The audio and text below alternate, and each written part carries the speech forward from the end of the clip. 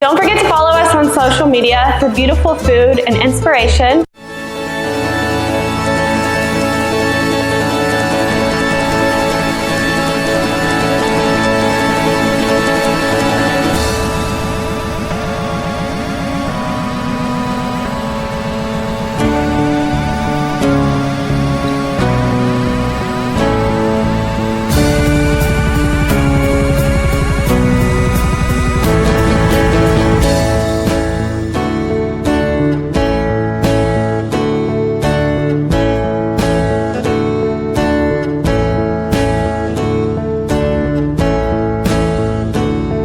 See the same people every other day, but we never say hey, cause we're never looking the way, or my face was in my notebook, we passed each other, didn't look. But these are the people of the towns, of the towns, the towns, of the towns.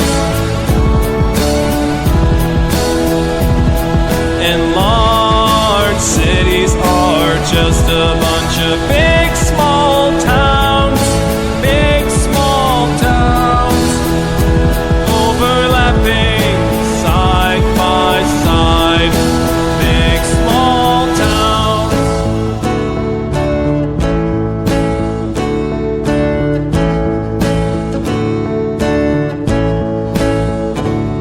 I see new people every day.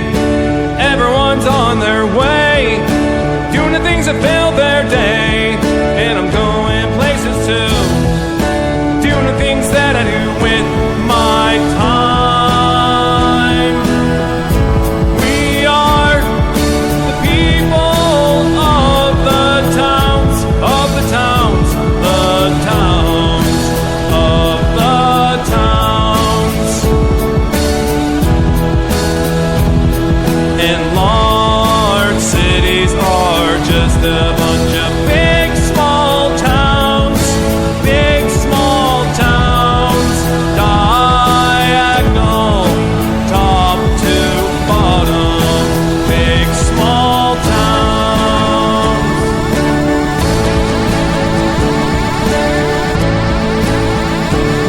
Be nice to the people of the towns, once in a while look around, cause what's going around's coming around. What came around's coming around. What's going around's coming around.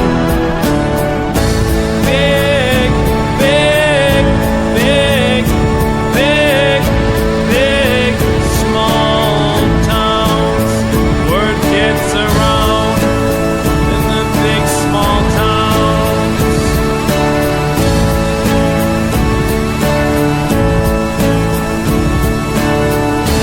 Big, big, big, big, big, small towns. Word gets around in the big small towns.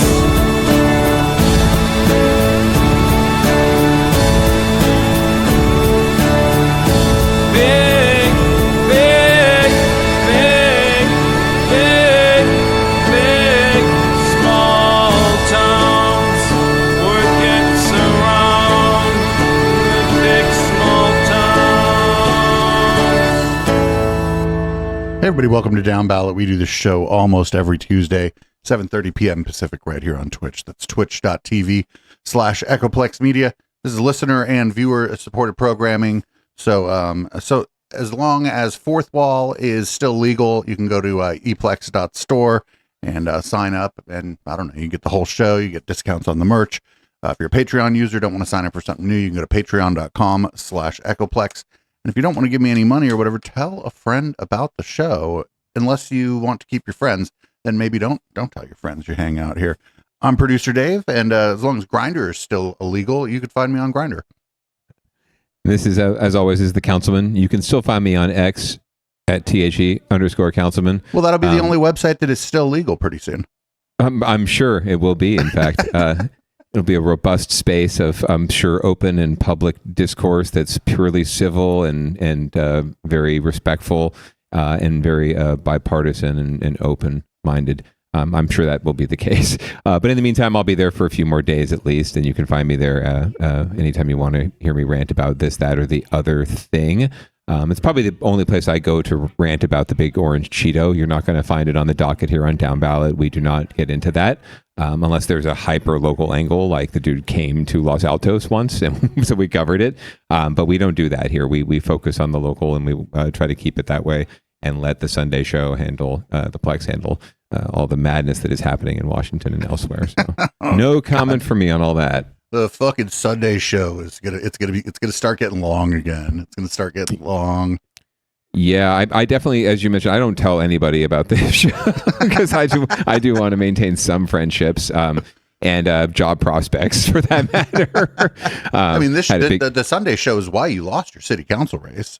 I mean, it's widely accepted that is the case, and the fact that you and Randall showed up at my campaign kickoff was pretty much the dagger, the nail in the coffin, as it were. I remember looking up and seeing, here's my family, here are these community leaders, here are these elected officials. Oh, and there's producer Dave. Oh, I'm fucked.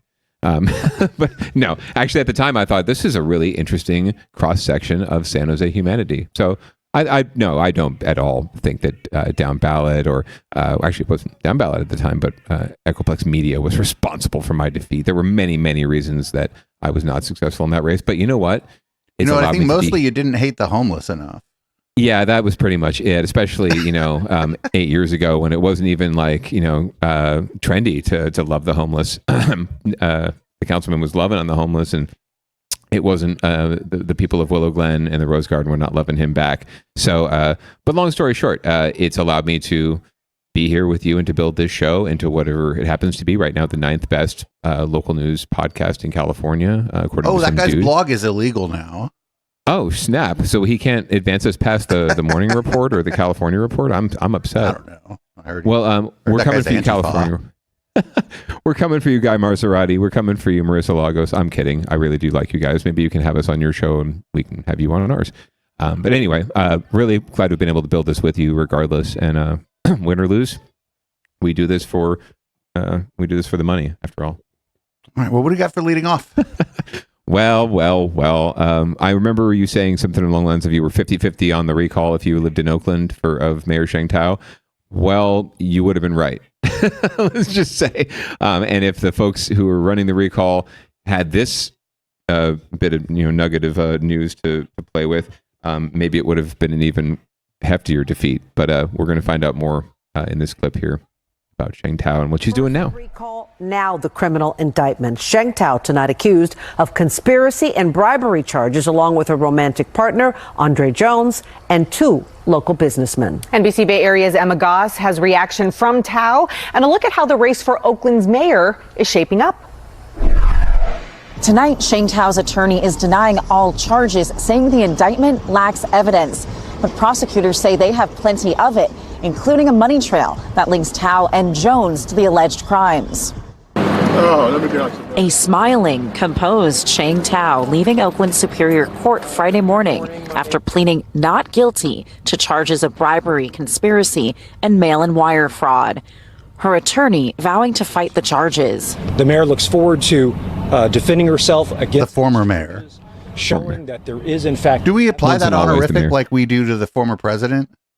Sort of. The honorable, right? The HON period, that tends to follow you no matter if you're in office or not. Like once you're in office, you're no always matter kind of how honorable or dishonorable, how much pride you took. Yeah, right. Technically, you're always honorable according to that honorific, but no, not necessarily the same way that president follows you. But she was the mayor, and if they want to say that, then it's up to them. But yeah, former would be a good idea to insert there just to add the context.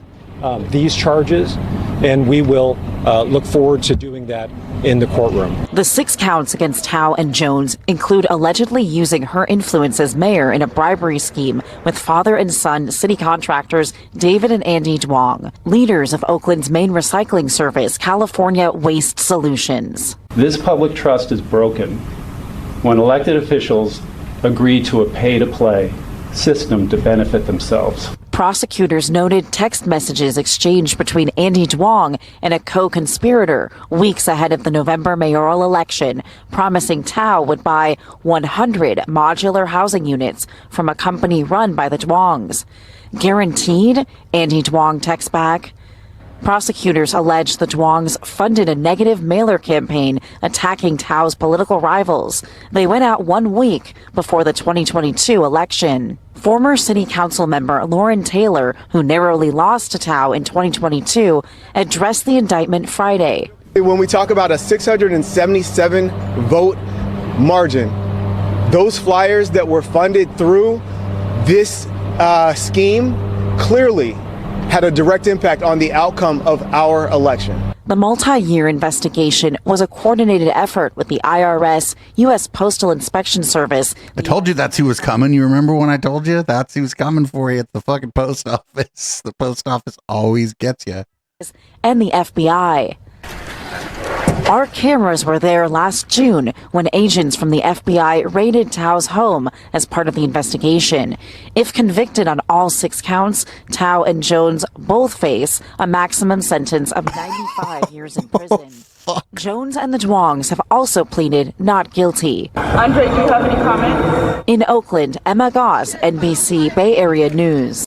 Yeah, dude, I'm just telling you, the feds don't raid your house unless they got your fucking goods on you. Like, we don't love the cops around here, but I'm just telling you, the FBI fucking raids your house. They're not on a fishing expedition.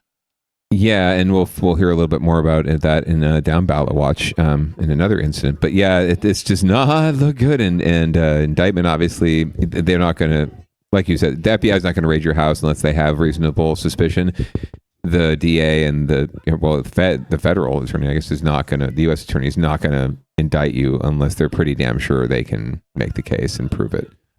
And so, right, not looking good. There's some problems with it, but the feds have like a 90-something odd % conviction rate. And that's because everybody pleads out, because once they see the discovery, they're like, nope. All right. Yeah.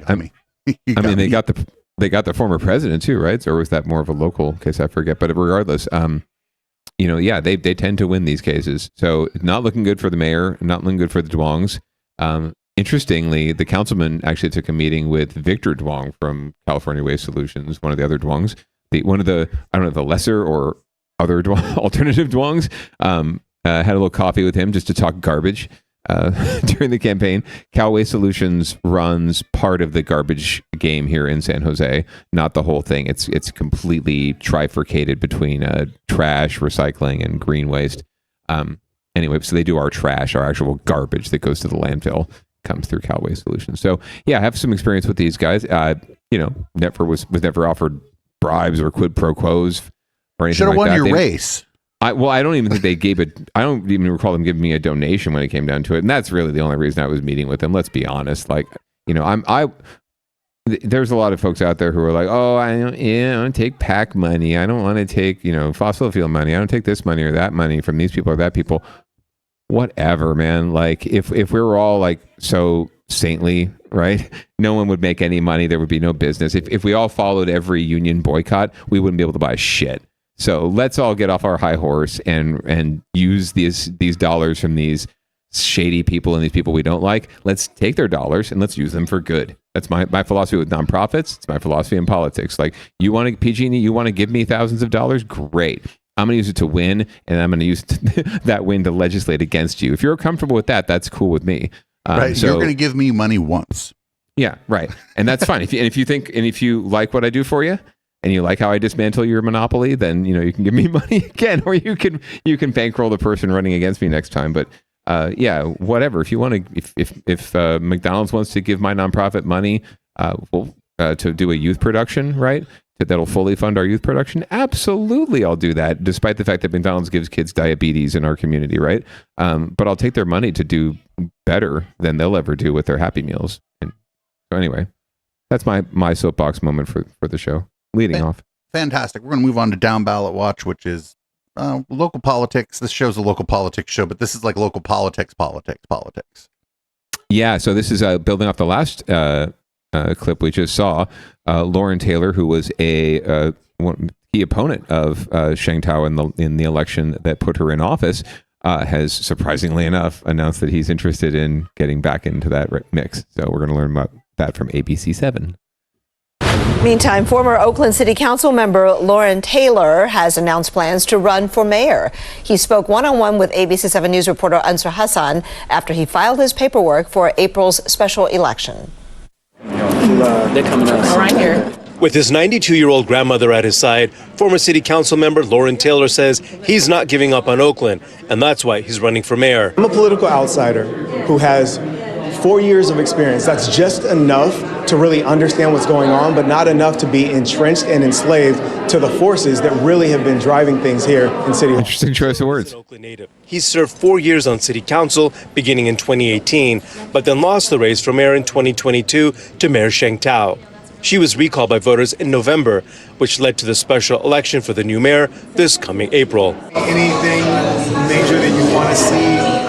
Taylor toured some small downtown businesses Thursday morning. Oh, I know that coffee shop. Lead Oakland's expansion. That's on Broadway and 19th. I forget the name of it, but I know that coffee shop. So not too far from City Hall. Starting with helping the city's small businesses to open and stay open. When it comes to the bureaucracy, when it comes to permitting, when it comes to just accessing resources, that has to be addressed. Public safety will be another priority. Taylor says he wants to make the Oakland Police Department more efficient. He used the amount of time officers spend on paperwork as an example. We have to look at the process that they're going through and minimize that so we get officers on the ground more than they are on a desk typing up paperwork. But some of Taylor's critics don't think he'll be able to generate the votes for a second mayoral run, pointing out how Taylor was critical of ranked choice voting in his loss to former Mayor Thao. And a lot of that was really the impetus of Lauren Taylor.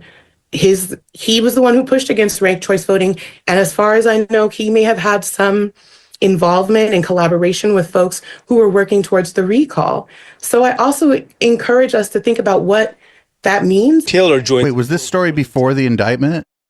Candidates, concurrent around the same time. He might have, I think he announced just before. So that person was like, oh, well, he was interested in the recall. Well, it turns out she just got indicted. Yeah. Right. So that might be a feather in the dude's fucking cap, actually. Former U.S. Congresswoman Barbara Lee, who filed papers last week. In Oakland, Ansar Hassan, ABC7 News. Well, it also looks like, at least from the visuals there, that the proponents of the recall were standing there in league with Barbara Lee already. So they seem to have their candidate already picked out. So Lauren might be a little late to the party if that's what he's looking to leverage. But yeah, I, for a long time, that's pretty much what I saw in the lead up to the recall, prior to the raid or the whatever Mayor Thao wanted to call it at the time. Right? It was like the gentle nudge or something. She didn't want to call it a raid. It's not a raid. They came to your house unannounced, busted in, and took some shit. That's a raid. I'm sorry. But yeah, around that time, right before no that, flashbangs, no raid. Right before that even came to play, I suspected that Lauren Taylor supporters, at the very least, if not he, were, really pushing the recall and or being leveraged by the people pushing the recall to, build more clout and build more momentum behind it. Because of course, the most natural opponents of someone, the most natural supporters of a recall would be the people who supported the opponent who lost to her in ranked choice voting. By the way, he was, I believe, ahead on the first ballot, or maybe no one was ahead. I forget. Or no, neither of them was ahead. Now that I think about it, and he had went ahead on a ballot, and then she surged ahead in the later ballot counts. The way ranked choice voting works, I'm not going to go into in this episode of Downballot. We'll go into that in the future because they're going to be looking at it here in Santa Clara County. But yeah, I suspected that he was somehow tangentially involved in the recall, either him or his supporters, but not surprising to see him jump into this race. But again, Barbara Lee's got a pretty substantial advantage, I would say, in terms of name ID and clout and institutional power. I do take issue really quickly with former council member Taylor's, I guess. He's always a council member, assertion that he's a political outsider. Like, you've already been there. Like, okay, it's only 4 years. You only served one term as a council member. You did run for mayor. Like, you're not a complete neophyte. You're not some sort of cherub, emerging from an egg, crystalline. Like, oh yes, I am crystal clear. Don't worry about me. You can trust me. Like, you've been part of the system just like anyone else. And the minute you run for office, you are a politician. I'm so sick of this. Oh, I'm not a politician, Daniel Leary. Whatever. You're running for office. The minute you declare that you're doing that, you are a politician. And really, politics transcends like governing politics and electoral politics. It's all it infests and infects everything in every industry. So right, that would be like because I've never run for office, I go run for office and go, oh, I've never been a political person before. Right, it's like, what the fuck have you been doing for the last 10 years, friend? Right, I've had no opinions and no political thoughts at all. Yeah, so stop with that too. I really don't. I can't stand that argument. Anyway, but we'll see how this plays out. I do think that Barbara Lee has a distinct advantage, but ranked choice voting is a funny thing. So what do we got next? Well, Sheng Thao obviously had a little bit more to worry about than maybe she thought at the time. And who knows? There's a council member in San Leandro who apparently is in the eyesights of the feds, and we're going to learn more about it from KTVU. Live in San Leandro City Hall with more on this. Jesse? Guys, the councilman was not at City Hall today, and his only comment so far has been, I haven't done anything wrong. Now, I'm always at City Hall. He has not been charged with a crime. He has not been indicted. However, we wanted to know more about this FBI raid, what agents possibly could have been looking for, and so we went to his home for answers. Damn. A day after FBI agents raided his home, San Leandro District 2 Councilman Brian Azevedo wasn't home, but was on the phone with his wife. The news people are here now. If you want to ask you anything, just tell them that you have no comment. The search of Acevedo's home came after he and others, including recalled Oakland Mayor Sheng Thao, visited Vietnam in 2023. Federal agents raided Thao's home last summer while she was still in office, in connection to corruption and influence peddling by David Duong. It is going to be politically damaging. The biggest problem is the perception that the public will develop that because there was an FBI raid, and long before there would even be potential charges, they may come to believe that he's somehow involved in something that's nefarious. Azevedo has previously said he's done nothing wrong, and friends familiar with the situation say this could be a case of an act of kindness being misconstrued. San Leandro's mayor says it'll be business as usual when the 6 council members and he conduct city business at their next meeting Tuesday. So at this point in time, we don't have information from the FBI about what they were doing here in San Leandro. And so absent that, it's hard to have a concern of any kind. We're waiting to see what information they'll provide. And then as that information becomes available, we will react accordingly. And the mayor says there have been no changes to procedures or committee assignments because of the raid, adding that Azevedo has not been charged with a crime, and it's not even clear if he is the target of the raid that took place at his home. Well, who the fuck else was the target? Jesse Gary, KTVU, Fox 2 News. Gentlemen, back up the road just a little bit to you in Oakland. Alrighty, Jesse. Hey, don't worry, we're raiding your house. Has nothing to do with you, though. Yeah, it's about your mother-in-law or the maid. Yeah, it does not look good. But the assertion that he's done nothing wrong is just ridiculous when you look at that shirt-tie combination he was rocking. That's criminal. No, but seriously, in all seriousness, yeah, if this is tied to the Sheng Thao case, then he's probably got some issues, and a little bit beyond what they're able to talk about right now. So we're not going to know more until the investigation comes to fruition. Just like we didn't know anything about or much about the raid at Sheng Thao's home until the indictment, right? That was sort of lingering over the recall effort, right? But it wasn't the impetus for, nor was it really even something that the recall proponents used in a big way. It was just sort of lingering in the air, right? So this will linger for a while until we learn more, until they bring charges, or they don't, or they announce that they're not going to. But they're going to.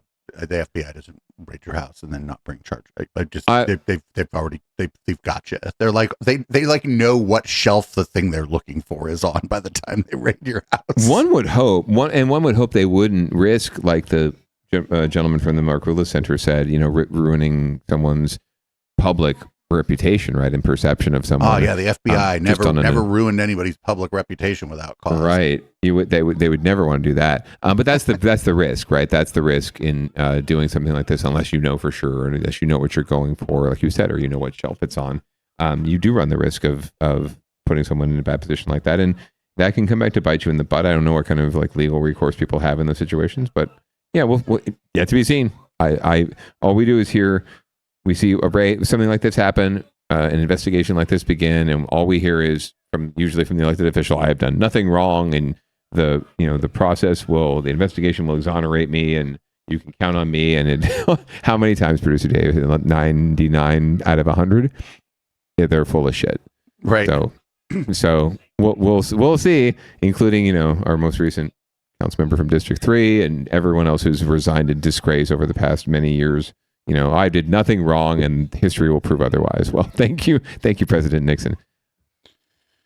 Well, we're going to move on to winners and losers. It's I think the best part of the show. It's where there are no winners unless maybe there was somebody you were rooting for in the story. And then, whoever the other person is wins. Well, we're definitely not rooting for the lead in this next clip. So Mayor Ed 210, I really like that. Let's go with that. Mayor Ed 210, Daniel Lurie. While he was inaugurated, while we've been off, I think a week here on Downballot, and he wasted no time in instituting his executive orders, much like the Cheeto.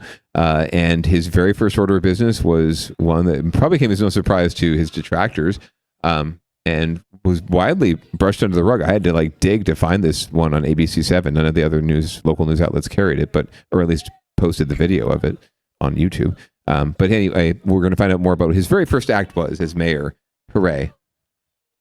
Today is Mayor Daniel Lurie's first full day in office, and he's already making change. Change that a lot of people voted for. ABC7 News politics reporter Monica Madden joining us now. Monica, a part of today's big announcement has to do with some potential budget cuts. Absolutely. And we all know that the mayor has some lofty goals when it comes to adding more temporary shelters and cleaning up the streets. The reality, San Francisco faces a nearly $900 million budget deficit shortfall for the next 2 years. And Mayor Lurie says tough decisions are ahead. San Francisco's new mayor attempting to rein in the city's budget deficit on his first full day in office. We have a hiring freeze. Mayor Daniel Lurie's proposals for tackling the city's fentanyl and homelessness crisis. The freeze won't apply to all employees. This hiring freeze will not impact public safety or public health. During his inaugural address, Lurie announced the city is under a fentanyl state of emergency. This will allow us to further surge resources and bypass the bureaucratic hurdles standing in the way of tackling this crisis. Step 1, creating a police-friendly 24/7 drop-off center as a jail or emergency room alternative for those suffering from a mental health crisis or from addiction. He expects it to help 9,000 people annually and be running by spring.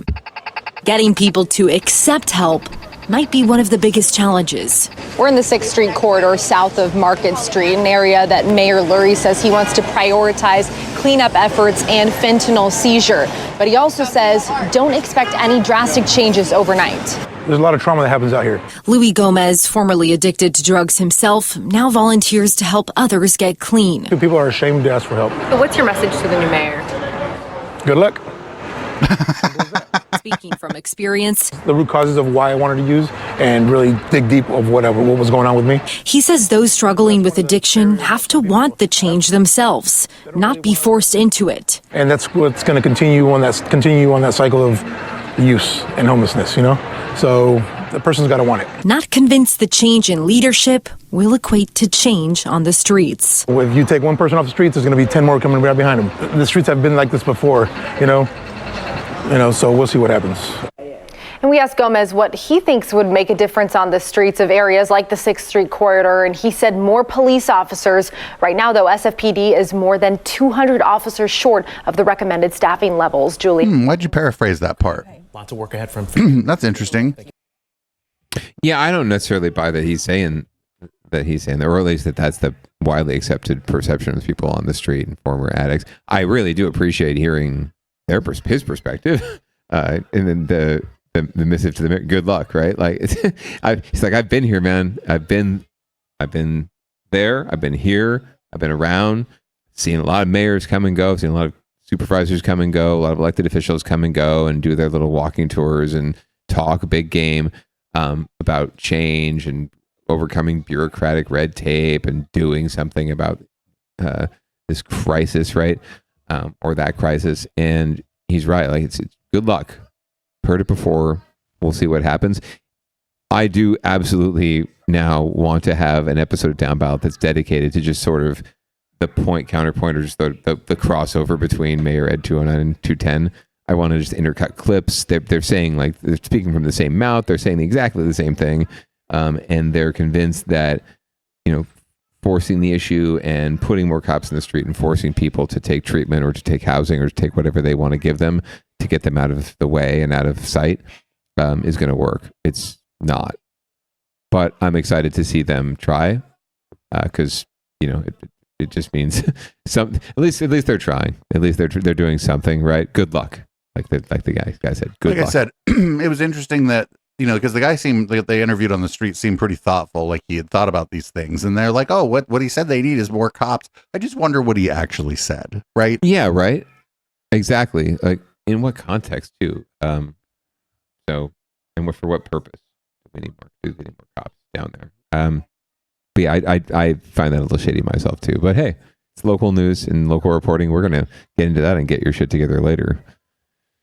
All right, we got one out of Oakland now. Back to Oakland. This is, should we double the number of cars traveling at dangerous speed through our city? Let's see what maybe triple the number of cars traveling at a dangerous speed through our city. Let's see what the news has to say about this. Well, as it stands now, Oakland police tell me they can't chase auto burglars, car thieves, or reckless drivers, and some say it's time for the city to update its decade-old policy to allow pursuits in more circumstances. To chase or not to chase in Oakland. The Oakland Police Commission is considering whether to loosen the city's police pursuit policy. As it stands now, city officers cannot chase suspects for things like sideshows, reckless driving, and burglaries and other property crimes. They go in and bust into your building, bust into your business, run into your house and know they can run and not get pursued. Newly elected Oakland City Council member Ken Houston says the city needs to combat an image of lawlessness by allowing officers to catch criminals who flee. But if they have the option, and we have police officers that are trained, highly trained, people make mistakes, but they're highly trained, right? They'll make a sound judgment. Governor Gavin Newsom has asked Oakland to adopt less stringent pursuit policies, saying CHP officers have seen firsthand how suspects, aware of Oakland PD's policies, have committed less serious crimes. Right in front of a police officer, and the pursuit policy in Oakland says we cannot pursue that suspect. Why Oakland is being singled out is unknown to me. Kathy Leonard is former president of the Coalition for Police Accountability in Oakland. Chasing someone because of a vehicle stop just seems completely unreasonable to me when you consider the risk that may occur to either the officer or innocent victims. Jeffrey Alpert, a university or even the person that just committed a petty crime. Now everybody's fucking going like 100 miles an hour and shit. Like, yeah, right. They might die too. Like, right. Like, it's risk reward, and it's cost benefit analysis really when it comes down to it. It's statistically you just got to make these calls to protect greater public safety, right? Anyway, we'll learn. An extensive research on police chases. And the more you chase, the more you're putting lives at risk. And I don't want my family or your family put at risk for chasing someone for a minor offense. In 2022, an innocent bystander was killed in what his family says was an unauthorized Oakland police pursuit. The CHP has less restrictive chase policies, even on Oakland city streets. On New Year's Eve, I went on a ride-along with two officers from CHP Oakland. 3 days later, the same officers chased a man driving a stolen U-Haul box truck as he sped through 10 red lights, 11 stop signs, drove the wrong way, and in bus-only lanes in East Oakland. Now, the suspect is still in custody a week after the chase. Now, I'm told and I've learned that Oakland police actually offered to help the CHP in that pursuit, but were denied by a supervisor, according to police policy. Although the helicopter, Oakland Police Helicopter Argus, did monitor the situation overhead. The police commission meets at 5:30 tonight to talk about the issue, and there will be a town hall on police pursuits this Wednesday. Live in Oakland, Henry Lee, KTVU, Fox 2 News. This is dumb as fuck. Do not just start fucking that's cowboy shit, right? This is like there's a reason why the policy's in place in the first place, right? And yeah, I'm with the the young lady, I don't understand what the hell Gavin Newsom's doing singling out Oakland of all places. You know, they're not the only city with a no pursuit policy. I don't know what San Jose's is, if they have one at all, or other cities in the Bay Area. But yeah, I don't understand why Oakland's being singled out, other than it's, you know, a governor who's trying to make a name for himself as a public safety superstar in advance of potentially running for president in 4 years, right? That's I don't understand why, other than that this is even an issue. I would ask anyone who's in support of, you know, changing the policy to say, okay, so those guys stole a U-Haul truck, right? If that pursuit had caused them to, you know, kill like a family, right? Run into a family vehicle and kill a mom and a dad and a little girl or something, you know, would that have been enough? Would that have been worth it to get the U-Haul truck back? Right? Like, even ask the U-Haul owner, the U-Haul business owner, like, I'm pretty sure they would say no. So yeah, we absolutely need to chill and bring it back, and recognize that sometimes there are more important things. What's the old saying? You can't outrun the radio. Right. Then there's whatever happened to good old fashioned detective work, right? Okay, so you lost them. Find them. Right. Well, they're not far. They're not far away. They're not like. They mentioned the helicopter. You can't outrun the fucking helicopter either. That helicopter, it may not be the fastest thing in the sky, but boy, howdy, is it faster than your U-Haul truck? You know, and those. But then, you know, you bring up the helicopter, and people start to complain about the cost of the fuel and the noise and all this crap, and they're keeping me up at night. Like, everyone's got something about something. When it comes down to it, that prevents us from finding reasonable solutions. Drone technology is another one that would be, I think, a little more preferable to helicopters, but everyone's worried about drones peeking in our windows, right? So, you know, find the solution to ensuring public safety that doesn't have some sort of controversy behind it, or some sort of public outcry behind it. How many tons of vehicle do you need traveling at like 75 miles an hour down a 2-lane city street? Yeah, absolutely. I 100% agree. And then when you start pursuing the person, they're going to drive more quick. Like, it just escalates. Well, and what's the line, right? Is it traffic stops? Like, what's the line? Where's the line in terms of, okay, we chase in these situations, we don't, right? Just don't. Yeah. I think the line here, pretty simple. If they hit the freeway and the freeway is not crowded, fucking chase them all you want. It's open. There's no lights, right? They're not blowing through 10 traffic lights, whatever they said, right? Any one of those traffic lights could have resulted in a massive, deadly collision. Any of them. It's just luck, absolute luck that they got through 10 before they ended up crashing out. So there are other methods that they can use, I think, in other tactics, but I don't know shit about these tactics. Because I'm not a public safety professional, so and I'm not an expert in this field. But I also know that you don't want to encourage cowboy behavior either, and I think that a pursuit policy would do that. So somebody in chat is like, "Get out of the way! Somebody stole a Big Mac." Yeah, exactly. So, all right. Well, what do we got next?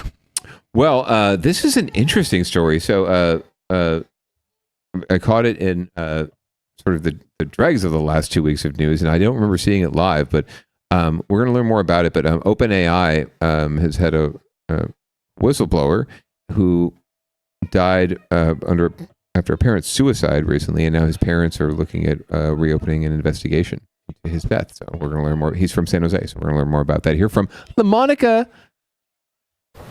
New at 10, South Bay Congressman Ro Khanna is now calling for an investigation into the death of a former OpenAI employee. He is echoing calls from the victim's family, despite the San Francisco County coroner ruling the man's death a suicide in November.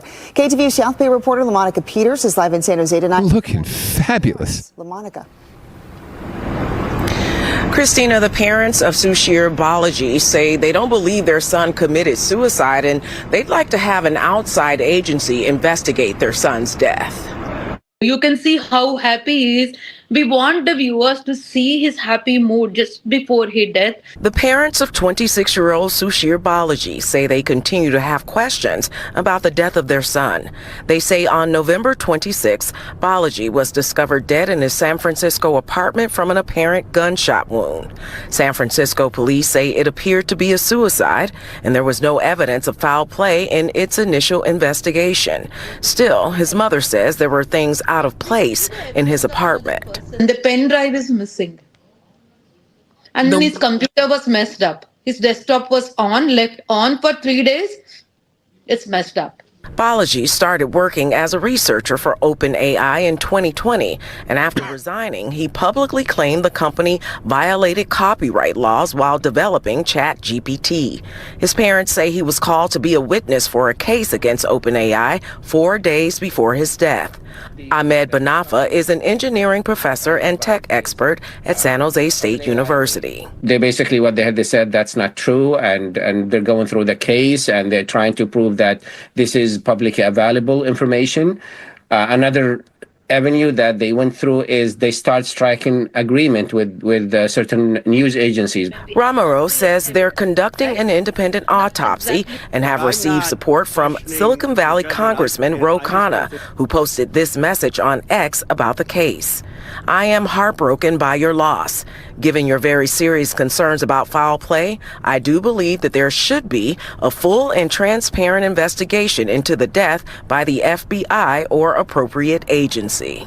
Let them investigate and bring it out rather than be speculating something. We want the truth to come out. We'll report to authorities what could be the reason for his death. Now, about a month after Balaji's death, OpenAI released a statement on X saying, in part, we were devastated to learn of this tragic news and have been in touch with... They're like, ChatGPT, what should we say?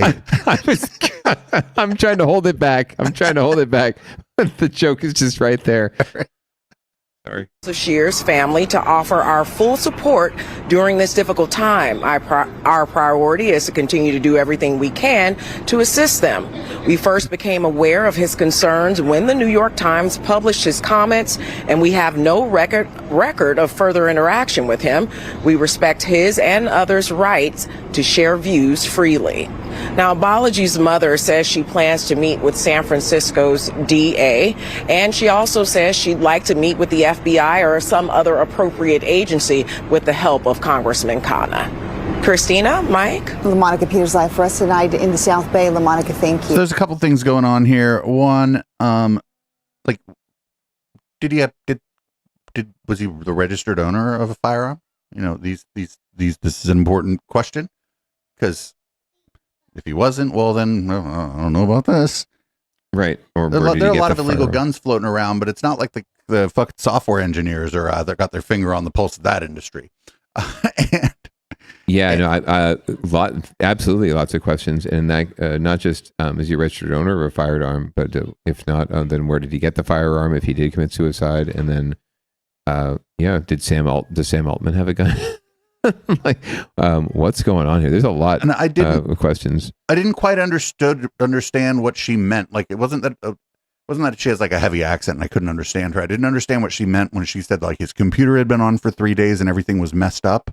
I didn't know what she meant. Like, where was his desk like fucked up and monitors like knocked over?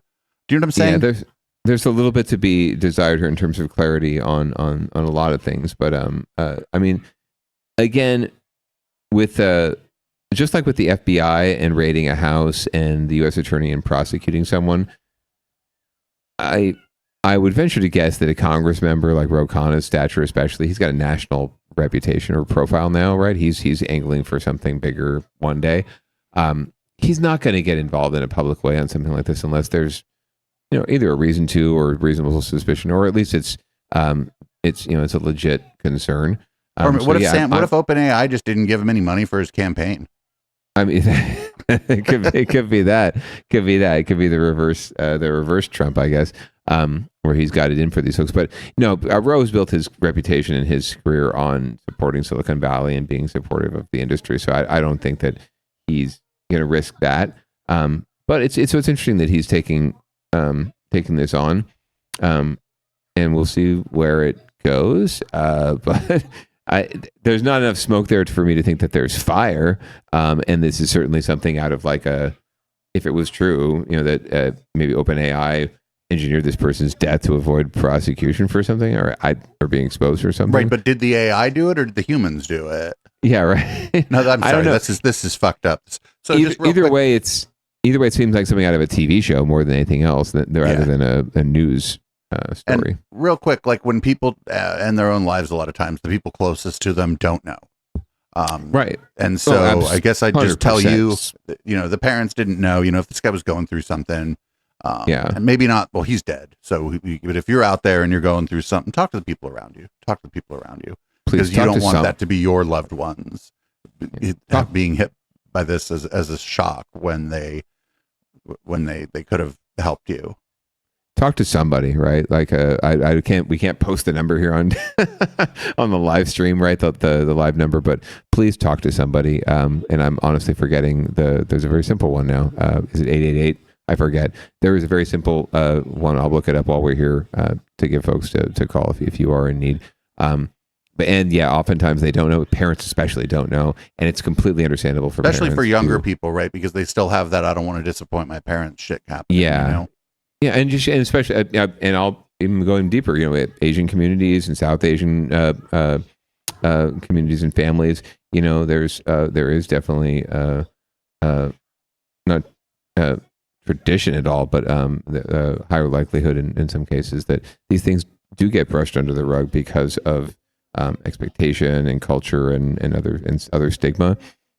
So it's unfortunate, but it could just be that these parents are looking for answers and trying to find some reason in something that is just usually. Oh, you were wrong about being able to put something up on the screen. Something's up on the screen right now from one of our lovely chatters with some. There you go. Thank you, chatters. Thank you so much to the chat for stepping up for folks. So yeah, please use all the resources at your disposal. If you're feeling bad, I guarantee you someone else has felt the same. And they want to talk, so they're out there. Talk to them. And not for nothing, the stress of being a whistleblower against this powerful company is what looms large on anyone. This person was like in their mid-20s, and that's technically an adult. But if we're getting up there in age, and we think about how we handled stress now versus in our mid-20s, and it's probably night and day. So. It is. I don't do a great job of managing it today, but I do a better job than I did when I was 25. And we'll find out. We'll find out. Like, people don't. Business gets dirty. It just does. There's a lot of money. Floating around. When there's this much money floating around somewhere, that there's a lot of people with some interests who might do whatever it takes to keep that money in their hands. So you just never know. You never know. Hopefully, you never know. Hopefully, there's actually no outcome of this that's good. I was going to say hopefully, and then I'm like, wait a minute. No, there's no good outcome. There's no good. There's no good anything here. That's why it's on winners and losers, right? Yep. All right, we're going to move on to something far less consequential, unless you're one of the people who hell mad about this, I suppose. Yeah, if you're one of those people who wants to have a Starbucks across the street from a Starbucks, this might upset you. So don't get triggered, please, and be aware. Almost 5 years after the start of the pandemic, still a lot of empty storefronts around San Francisco and a Starbucks that some neighbors refer to as the clubhouse. It is about to become one of them. But despite the looming closure, parts of the city may be getting back on the right track. Suji Nam has a snapshot of the city's pandemic recovery, which varies neighborhood by neighborhood. I can already tell you which neighborhoods are doing good. They're the ones that were doing good before the pandemic. The Castro, Nob Hill, possibly like the Upper Haight, fucking Pacific Heights. Open your Starbucks there. A cappuccino, decaf soy. That is Madeline Tremblay's $9 order at Starbucks on 99 Jackson Street, located right below her apartment. The Gateway in San Francisco. She's been coming here for more than a decade, but to Madeline, it's more than a coffee shop. When I'm looking for board members and we want to interview them, then we always meet here. It's become what neighbors nearby call their community clubhouse. Have coffee and talk to... Not very neighborhoody of you. There's probably a fucking actual coffee shop around there somewhere, you fucking assholes. And it's really very pleasant. And it will be a shock to this neighborhood if we lose it. That closure, however... Oh, I'm fucking pissed about the Walmart that's going to close down. And fucking there's a 76 gas station right across the way from the local guy who's been having his family's at this gas station here. I heard that's going to shut down. Walgreens is closing down. This is just like that time they closed down the Blockbuster. Do you remember?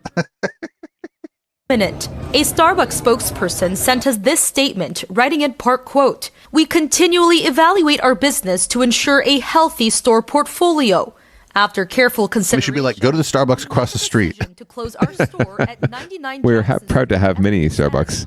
Although this decades-old location is closing next month, researchers released new economic data showing that San Francisco's vacancies in the real estate market have seen a positive trend since 2019. We had positive absorption of office space in San Francisco, so more move-ins than move-outs. Robert Sammons, the regional director of research at Cushman & Wakefield, says the report shows a 34.2% vacancy rate in San Francisco, which compared to previous quarters is much lower since the pandemic.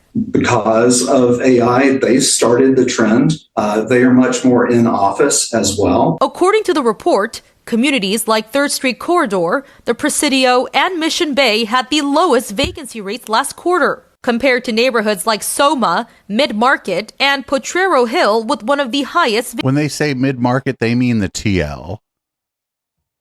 Sí, señor. Vacancies. You have other submarkets that have these longer blocks, a little quieter, less retail activity, and they've struggled. Back out here on Jackson Street, this Starbucks is slated to be vacant soon, with no word yet on what will fill that spot. We would love to talk to them to see if, as a community, we can work on that two-way stream. Meanwhile, these neighbors say they will hold onto the memories and friendships they've made along the way. But you can't fucking meet somewhere else? Seriously, you can't meet it like the Coffee Bean or whatever the local, Miss Joe Beans is down in the corner, the other corner, down the street. You're telling me you're in San Francisco and there's not like another coffee shop within walking distance of your house? And, well, hey, start a coffee like society, start a little coffee club, like invite people over to your house. Oh, you like hanging out? I live right here. I could just go get Starbucks coffee at the Safeway or have it delivered, right? And we can brew some Starbucks and we can hang out at my house and chat. Like it's not, you can make Starbucks at your home. This is why I don't understand people going to Starbucks when I can go down to the corner store and get Starbucks coffee and brew it right here in my house. I don't have to leave if I really want Starbucks' shitty coffee. I could do that. I don't. It's crazy as I changed careers to do this. One of the first things that went was going out for coffee because the first thing I never really if I'm with my mom and dad or whatever and they pop by somewhere, I'll get a mocha because it's a treat. Because it's mostly it's not really 100%. About the coffee, it's about the sugar and the chocolate, right? And the socializing too. Like when I go take a coffee meeting now, right? I try to go to an independent coffee roaster or shop or at least a local a good one shop. Where I used to live in Campbell. I bet you go there quite a bit. I actually take many meetings there because it's nice, it's big, and it's spacious, and you don't see too many eyes there, as I like to call it, right? Like those political eyes checking you out. Like who is he meeting with? I know that person, except for Campbell people, and they don't really, it's not that big a deal. What happens in Campbell, right? They get drunk later and they forget. At home, I pound the Good Wife, and I pound. We buy coffee in bulk at Costco basically, and it's good stuff, but we drink in bulk at home. And then when I go out, I have the nice, I make a point of investing in my local businesses and I get the nice frou-frou drink, as I like to call it, whatever that happens to be. I always ask, what's your specialty right now? What's your special frou-frou drink that's going to get me pre-diabetes? And I get that one. And it usually costs like $15.95 or whatever plus tip. But it's worth it to support the business. It's a fantastic drink. Usually it's delicious. And they always make that nice little design in the foam if you have foam. I like that. I like the little bear or a flower or a heart. I mean, a heart's kind of basic nowadays. Now that people can do like Star Wars characters like Yoda in the foam. Anyway. Ooh, our next story is a good one. This is there was a time when the people thought that the cannabis industry was going to be the savior of downtown Oakland, right there at 19th Street, where they called it Oaksterdam, like right where 19th and Broadway and Telegraph all intersect. And so we got like a little bit of a cannabis renaissance out there in Antioch, and Antioch needs a feel good story, I feel like. So 100%. That's why I'm glad you put this on there. You know what? Now that I'm over in this part of I kind of thought everything was more spread out over here. Antioch ain't that far from where I'm at. No, 20 minutes on BART, 25 minutes on BART from where I'm at. So go check it out. Spend more time getting to BART than I would on BART going to Antioch.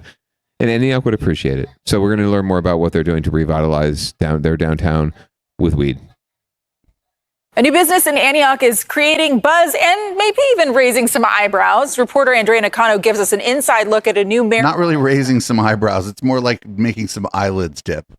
Yes, and it's definitely creating a buzz. Concentrates here as well. Cannabis soda. And then for the Vazio Gelato, it's 24. Off the Charts has been in a soft opening stage since last November. If you don't want to smoke or anything like that, just pop in the tablet and get to the same high. Phi Bui is the store manager, and he says the response from the community about this pot shop being downtown has been overwhelmingly positive. They get excited. They walk in like, no way, there's one downtown. So they get really excited when they're opening up. When we were opening up, a lot of people came by like, man, we're waiting for you to open up for months. Downtown Antioch has struggled to lure thriving new businesses and customers to the area. I want to be a part of this place coming together. Buford Brown opened his popular barbecue restaurant just over a year ago and has already been targeted by thieves. He welcomes any business that would bring in more foot traffic. It is what it is. I mean, this is like, it's a new thing, and it's getting Sir, cannabis is not new. Wherever they open up at. Oh, he means that the business is new. The business. So it's a good thing. Residents we spoke with say at this point the city needs to try new ways to put downtown Antioch on the map. Nobody knows about this place. Nobody knows about it. Yeah. You know? People outside the area, they have no idea Antioch even has a downtown, and it's on the waterfront. So, I mean, that's do some nightclubs. Do some music. Take a little theater right behind him, right? Yeah, do some live music. I think, it's definitely more acceptable, and people are probably more willing to try new things. Bui says Off the Charts decided to open up shop in Antioch since it was a central East County location. He adds many of the customers are coming from out of the area. Brings a lot of people from different cities. So everyone that's coming in comes from like SAG, the Bay Area. They're coming into this town just to see us because we're making names for ourselves slowly, surely. Word by mouth, everyone's coming in, checking us out. Buford hopes that continues and people will come and see what Antioch has to offer. He's invested in the city and has a vision for the future. This place needs to raise up and rise up, because any place you go that there's a delta there, you see people mingling and people shopping and people talking and having a good time. Hell yeah. Let's do this. Let's do this. Yeah. Matt Haney, the assembly member from San Francisco, this last year passed a bill that allows for more cannabis cafe style environments. There's the one, the one, I'm not doxing myself because I don't live anywhere near it, but the one on Broadway and 19th Nug, they have a little patio, and I went in just to get one of these little cartridges, right? Because these are they got them for $15 everywhere now. And they had this thing going. They're like, hey, we'll give you a pretty good pre-roll for $5 if you, go kick it on the patio and smoke the pre-roll. Consume it here. Yeah. But yeah, it's great vibe, and get little kitchens going, get little food action, maybe have a beer with my weed. I like to, cross-pollinate my inebriation, and just have a good vibe. What the hell? You can go, we're creating all these zones where you can go out and basically get drunk in public.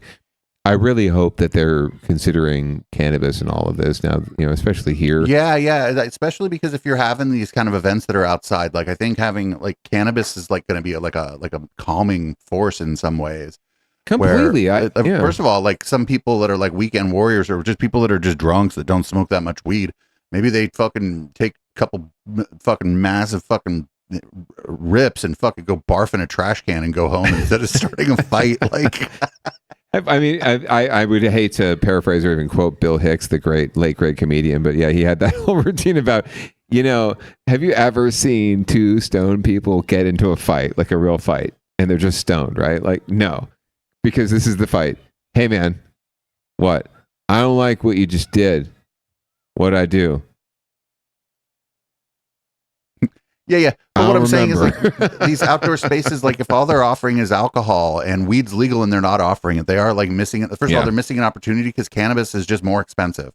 Yeah. So like little pop-ups, or if there's a shop, and then like, again, like, it's just, I mean, people don't like the smoke, but like, whatever, like, then don't go to the party.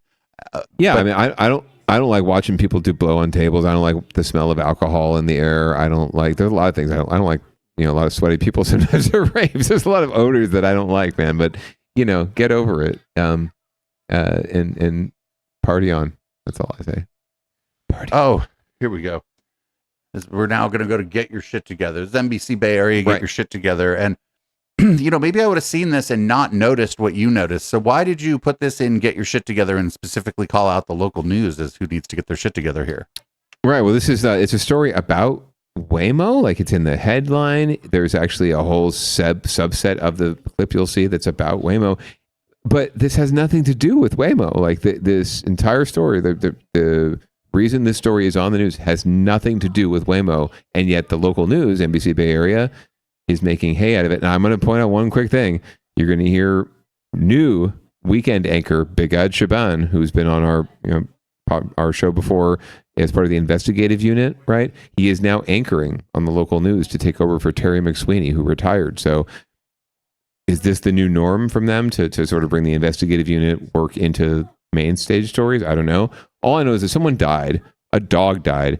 We're going to hear more about it. And yet the Waymo car is somehow the most important thing in this story.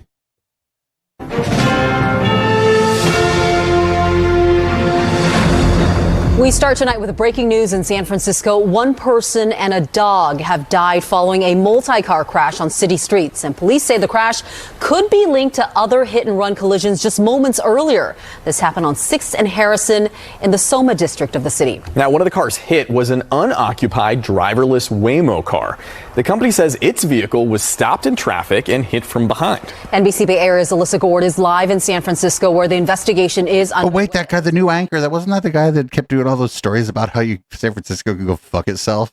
Yeah, no, he was the lead investigative reporter, award winner, right, for all of his investigating. Where they fucking basically stalked this one mentally ill person who couldn't get any fucking help, and like. Correct. So he is now they had a longtime news anchor on the weekend beat retire. So it looks like he's at least being tried out as a replacement. But the wardrobe department didn't do him no favors. No, and he can unbutton that jacket anytime. That's fine. GM Brigade, from the street here, we can still see multiple cars that appear to have spun out during this crash and are damaged. You can just see the metal crumpled by the impact here in the street. One of those cars still in the street is that driverless Waymo vehicle I mentioned. Police tell us but who fucking cares? You didn't point out that there was a fucking, they're like, it gets better. This was a car occupied by no one. Yeah, it gets better. It gets even better. They were called here to 6th and Harrison about a crash. They found out at least 6 cars that had been hit here, and multiple people were injured inside those cars. Several of those people went to the hospital, and one person inside one of the cars died at the scene. A dog was killed here as well. Waymo confirmed for us tonight that one of their vehicles was involved, though no one was inside. They say their Waymo car was stopped in a line of traffic when it was struck by a car which had been hit by another car going at an extreme. Who cares? One resident who lived here for 30 years talked to us today, and he said he's rattled to see the kind of damage he'd expect to see in a high-speed freeway crash here on a city street. Or a high-speed police pursuit. It's unacceptable, really. We need to take care of each other a little better. I mean, we have to be more patient. That's all I can say. Looking at a nearby And police are investigating another crash that happened at a similar time just a short ways away from here off of 280 that CHP is looking into. They're investigating to see whether there's any connection between those two. And police say that that someone who they believe could be a possible suspect in this case is in the hospital being treated for injuries right now, though they have not said which of these vehicles behind me could be that suspect vehicle. Who cares? Alyssa Gord, NBC, Bay Area News. Alyssa, thanks. Oh Correct. my God. And, okay. So yeah, and really quick, not included in this clip is then immediately following this clip on NBC, we were watching live. Bigad Shaban segued into like old clips of stories he's run and he's done and they've done about Waymo and driverless cars and what the question marks around them. And the good wife and I were just looking at each other like, why are we going down this rabbit hole right now? Why are they taking us down this rabbit hole? There's nothing about this story. Is this guy a Twitch streamer? Yeah, right. What is it? Dave wasted at 2 a.m. and replaying times that Madison Star Moon called his show? What the fuck is happening? I just don't get it. Like, does he like have it in for someone at Waymo specifically? Like, why are they in the headline of this story? Why are they even an issue, right? Like, if this was a driver ed car or driverless. What's the opposite of driverless? A driver full, a car. If this is a normal car being piloted, with being piloted by a human, with this, that wouldn't be an issue at all. It'd be like the big story would be like someone died. A dog died. Like they didn't even mention how the dog died. Was it in one of the cars? Was it on the street? Like the headline should be like multi-car crash in San Francisco results in fatality. Yeah, fatal multi-car crash in San Francisco, right? And I personally, I just want to know about the dog. Like, was this a dog that was just on the street? Was this someone in someone's car? Like, was it not properly restrained? Like, what's going on with the dog that passed away? I don't care about the Waymo car, whatever. But anyway, get your shit together. The only thing that if they're like, we noticed, we see a Waymo car in the background. We want to make sure everybody knows that the driverless car is not the car that caused the accident, and then move on. Because some people might make that assumption, right? Sure. But this was like also, do you remember when like any car crash that made the news, it was a Tesla? Yeah, right. Because there's so many, there are so many accidents, and there are unfortunately multiple fatal accidents every night in the Bay Area, and not all of them are going to make the evening news. So I guess that this is just like the default position or the threshold is, was there a driverless car involved? Oh, we're definitely covering that. Then we're definitely going to have that on the news. And to me, it's oh god, like it's just an afterthought. To me, it's sort of like, yeah, they could mention it like one of the cars was a driverless car. Maybe it's just in a way of normalizing it, right? As opposed to calling it out as suspicious when they had nothing to do with the accident. Well, I mean, they had something to do with it, but they were just like, it's like if you hit me, they were involved. I have something to do with getting punched in the face, but just because I was standing there, right? Right. And by mentioning the fact that the Waymo car was there, and people see it in the visual, you normalize it. You say like, this is just, and it's going to be more. Or the normal. other thing is, one interesting thing about this is there's a driverless car here and it's got lots of cameras and sensors. So we're going to have down the road, we're probably going to have more information about this accident than we may about others. Hey. Now you're talking, Producer Dave, but it seems like this is why they don't hire people like me on the news, because I'd get fired. I'd be like, "What the fuck are you doing?" Like there, I'd just be sitting there. They'd be like, "Oh shit, the FCC is coming for us," and I'd be like, "Well, you're swearing too now." Producer Dave, we have 2 minutes to tell this story, and we do not have time for all of your bullshit. We have to get this news out. Anyway, we'll get your shit together, NBC Bay Area, and generally local news around these. It's coming. Like they're here.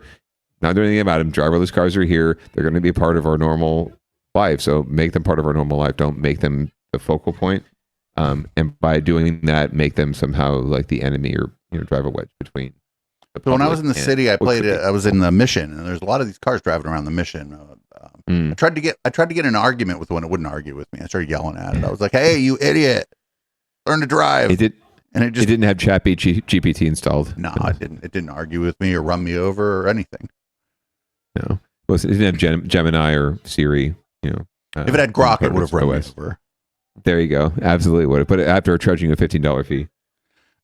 So now we have a good story. This is and another thing, and this is like one of those stories that should be like at the end of the news. This is a good end of the news story. What do we got here? Look at that good boy right there. Just the image is beautiful. So everyone, unless you've been under a rock, you know that there have been some massive wildfires in Southern California, and one of the sometimes untold stories is not just the displacement of people and families, but animals, and not animals who already have homes, but animals who are in shelters that are being in risk of being burned to the ground and have been burned to the ground. So good news is some locals here in the Bay Area have come together to assist and to offer support and a space for these animals. And we're going to learn more about it from ABC 7. The destruction from the wildfires has not only been devastating to people and to their homes, but also animals. And because of that, many of the Bay Area animal rescues are stepping up to provide some much needed support for the shelters down in LA. ABC 7 News reporter Lena Howland joins us live from the San Francisco SPCA with more on their efforts. Lena, it looks like you're with someone, right, who is ready for their forever home, I think? Yeah, Kristen, that's right. And in order to make room for more animals in LA shelters that have been impacted by the fires, dogs like Lugnut here with me now were flown up and driven up yesterday from Southern California. So now to help get these animals adopted out as quickly as possible, the San Francisco SPCA is waiving all adoption fees for this group. As fires in Los Angeles continue to burn, a glimmer of hope arriving at Moffett Field in Mountain View on Wednesday. Crate by crate, we watched as 22 animals were unloaded from a flight paid for by a nonprofit. 8 more arrived by van driven up by San Francisco SPCA crews. It was so heartwarming. You know, that it is such a cool thing to watch that collaborative effort in the world of animal welfare. These dogs and cats were moved from overwhelmed shelters in the crisis zone. The goal is to make room for animals directly impacted by the wildfires, which started more than a week ago. One of the most important things that we can do, being removed from them geographically, is help those animals that were already in those shelter pipelines. So they had animals that were either at the adoptable phase or were on pathway to be adoptable. About a third of the animals taken in were cats. The rest were dogs. And now they're available to meet potential new owners at the San Francisco SPCA and 3 other Bay Area shelters. If we have animals that are already spayed or neutered coming up with us, and our behavior team will work with them just to make sure that they're doing well, and ultimately they can be adoptable pretty quick, anywhere from like 24 to 48 hours from coming into the shelter space. Some of these rescues will be available for adoption as early as tomorrow, but just make sure you check their website at sfspca.org before you come by here, and to make sure as many of these animals find their forever homes as possible. All adoption fees have been waived for this group of animals. For now, reporting live in San Francisco, Lena Howland, ABC 7 News. So that's good. That's a feel good story. Absolutely. I'm totally down to adopt Lugnut. He looks adorable. We're in the market for a pooch, and this is a good reason to take the next step, but we'll see. I encourage everyone to get into adopting. All the shelters locally are stressed, especially in the South Bay here. I know for a fact there's been a lot of talk about it because of all those folks who got animals during the pandemic because they needed company, and then got out of the pandemic and suddenly didn't need the animal anymore, or didn't get them properly spayed or neutered. So there's a lot of animals out there that need love. You don't need to go get it, pay for a purebred from someone in like the Central Valley. Like you can find a beautiful animal right here in your neighborhood who needs a home. So please do. And that's all. Very nice. Very nice. I guess that's the end of the show. You wanna read the show out so I can start fucking changing the lights and shit?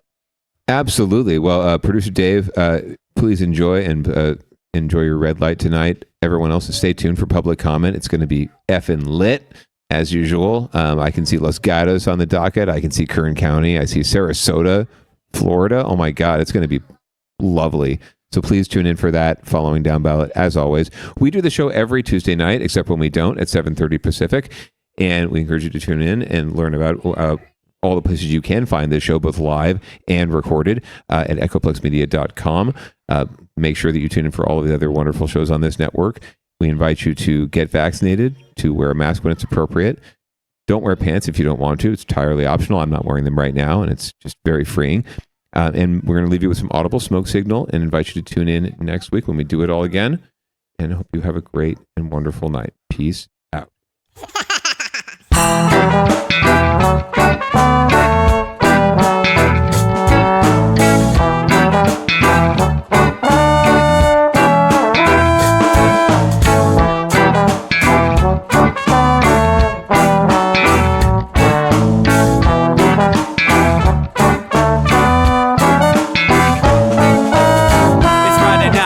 Time to get the party started. Pick up my phone just to check and see who's calling. Dress up real nice for the ladies at the bar, and I'm driving in my car just to get to where they are.